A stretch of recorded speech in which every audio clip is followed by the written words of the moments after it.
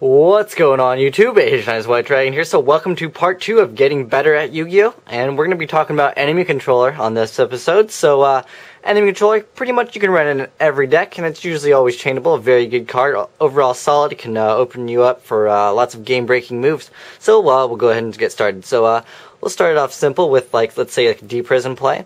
So let's say you attack and your opponent activates D-Prison on your Sangan. You can just be like, oh no. And then you could tribute your Sangan, you get Sangan's effect, and maybe you can steal their monster and just attack. Pretty good. Another decent combo is with Treeborn Frog. I'm sure a lot of people are familiar with this.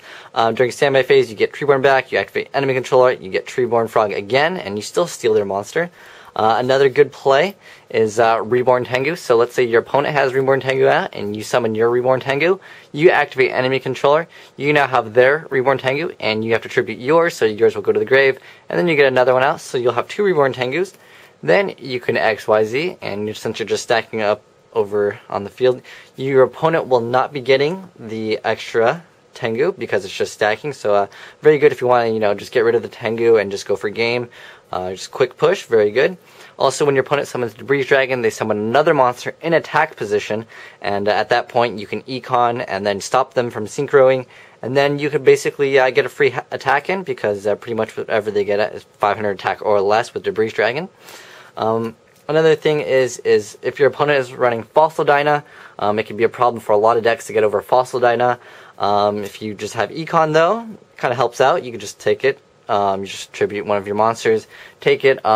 You could take, maybe their Thunder King on the field, because usually this is seen in anti-meta.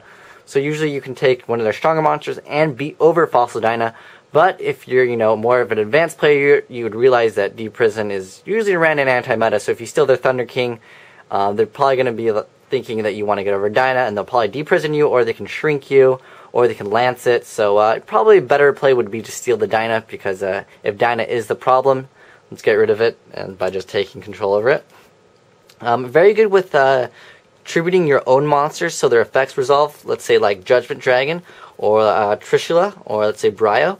If your opponent activates Effect Veiler, you can respond with enemy controller, and at that point they can't really solemn warning, so obviously your monster summon goes through so they can drop the Veiler, and then you can just be like, okay, I'll chain enemy controller, and we will still activate its effect. I mean, yes, you do lose your Judgment Dragon, but it's cool if you have like another one, or Monster Reincarnation, you could just get out another one. Also very good with Trishula. If say you're playing against Frog Monarchs, they only have like one Treeborn in the grave, you drop that Trishula, they effect Veiler, and you remove that Treeborn. Usually it's very game breaking, so very good to chain.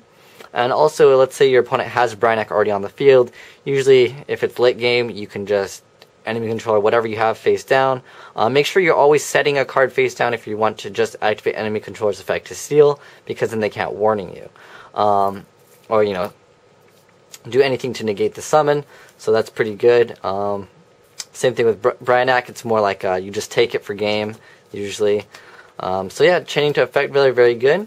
Also, if 6 Samurais are still around and maybe at your locals, just use enemy controller on Xian. Xian will have to negate, because if they don't negate, then you have Xian, and then you can start some shenanigans. Also, let's say with Glad Beast, they have War Chariot out, and you need to like get Gale out, Reborn it, half their attack, do whatever you need to do. Let's say they have the War Chariot, you can just Econ, and then you could steal their Glad, and they can't use the War Chariot. Another good combo is if they summon Glad, special summon Test Tiger, you can activate enemy controller in response to Test Tiger's effect. Because Test Tiger has to target a face-up Glad in order for his effect to resolve, you can steal their Glad Beast, and then Test Tiger is a cost, so Test Tiger will go away, their Glad will go back to you, and then pretty much going to have to end it and pass the turn on to you. So very good if you don't really like playing against Glads. Tour Guide, once they get Tour Guide, usually they'll get out Sangan if they don't already have it. They'll just go Tour Guide, Sangan, and at that point you can Econ. That usually you want to take their Tour Guide, but if you have some setup, you maybe want to see what decks they're running. You can take their Sangan, so you can see what they're going to add to their hand to set up for your next plays. But if you do have the option to go for Trishula, you're probably going to be wanting to get rid of Tour Guide real quick, and then you can just Trishula, and then remove from play Sangan, very good. Also, if you have out Formula Synchron, this card is amazing, because during your opponent's turn you can steal their monster, Granted, you will have to have Formula plus another monster on the field because you have to tribute. So you can just, sync for, maybe a Trish on their turn. It could be very game breaking. Also with Breaker, it's very good. Econ, you summon Breaker, you can be like, okay, let me just get rid of the back row and then just Econ and then just maybe attack them for game. Very good. Another good combo is if you want to Dandelion, just set Dandelion, maybe get your tokens and then Gloat Bulb. Very good. Also, if your opponent's activating, let's say they're activating Gloat Bulb's effect, you can wait until they get out another monster because you want them to commit more to the field, and then you can enemy controller. Usually, you want an enemy controller. Depends if they leave Gloat Bulb in attack mode, then you probably want to take the other monster and then just attack into Gloat Bulb. But remember that if let's say they use 1-for-1 to special summon Gloat Bulb for the first time. You're probably not going to win an enemy controller until you need to, depending on your situation, just use your judgment, because they can just mill for Gloat Bulb and just activate Gloat Bulb's effect again, and then they can synchro. Anyways, another good thing is if your opponent activates Caius on your Sangan face down maybe Treeborn Frog, just chain the enemy controller.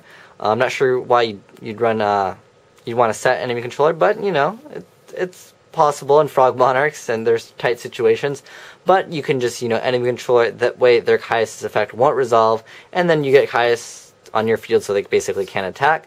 So I hope this shows you some better plays with enemy controller because it is a very good card.